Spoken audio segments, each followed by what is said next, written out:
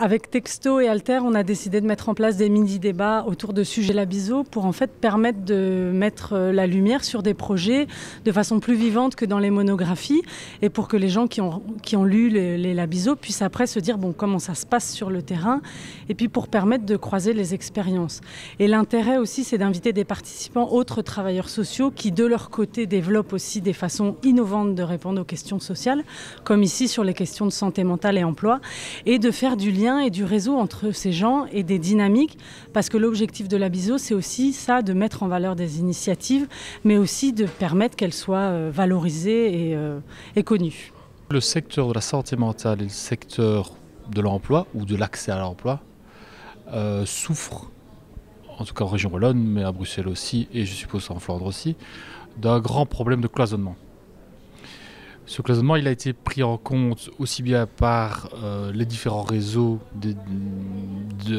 qui naviguent dans ces secteurs-là, mais aussi par des responsables politiques, en tout cas au niveau de la région wallonne.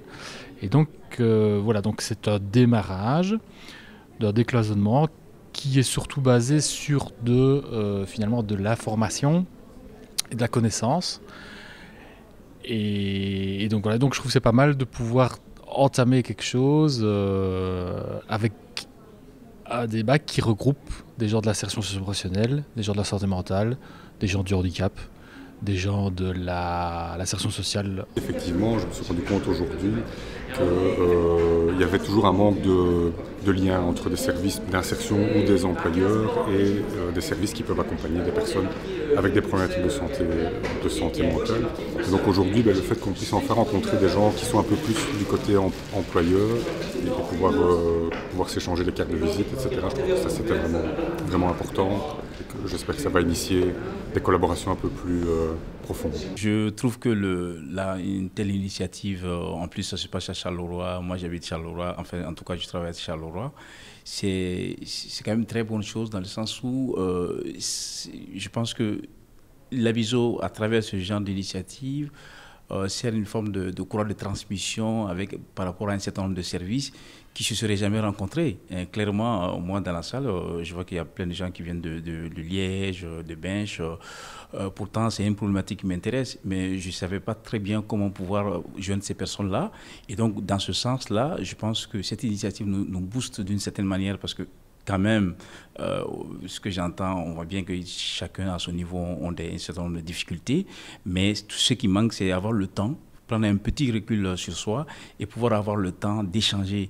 Et c'est en cela que ce genre d'initiative paraît intéressant, parce que à part Labiso, sans jeter la pierre aux autres structures, je ne vois pas qui peut organiser des rencontres comme ça avec des associations ou des structures tellement disparates parfois, pourtant autour d'une problématique qui nous concerne tous. Donc à cela, je pense que c'est l'initiative, en tout cas pour moi qui suis tout nouveau, parce que je découvre un peu la thématique, ça m'a apporté un certain nombre d'informations. Je sais maintenant qu'une fois au retour chez moi, je pourrais aussi travailler sur des adresses que j'ai, les contacts, les terminologies qu'on essaie d'adapter, et peut-être aussi, dans un second temps, en dehors de ces rencontres, tisser le lien avec, via, pourquoi pas, Labiso, ou peut-être d'autres partenaires que j'ai pu contacter ici. C'était une réunion, malheureusement, trop courte.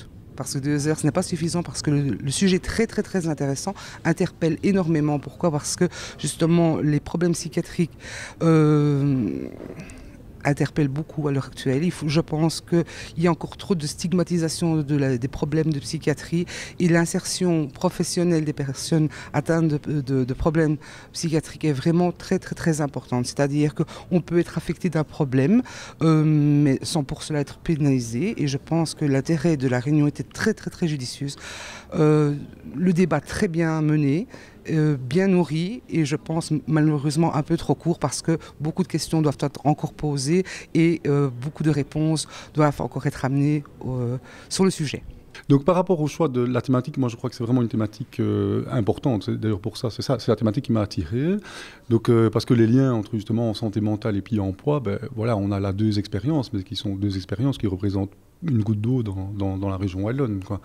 Et nous, en tant que fédération de FTO-ISP, on est constamment confrontés à un public et de plus en plus important qui a des problèmes de santé mentale, même s'ils ne sont pas forcément suivis.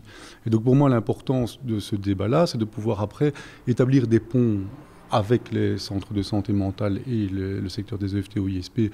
J'entendais aussi la dame de l'entreprise d'insertion de Binge qui est en attente par rapport à ça également. Et là, moi, au niveau Fédération ELAB, je vais voir ce que je peux faire, quel relais je peux passer, quoi.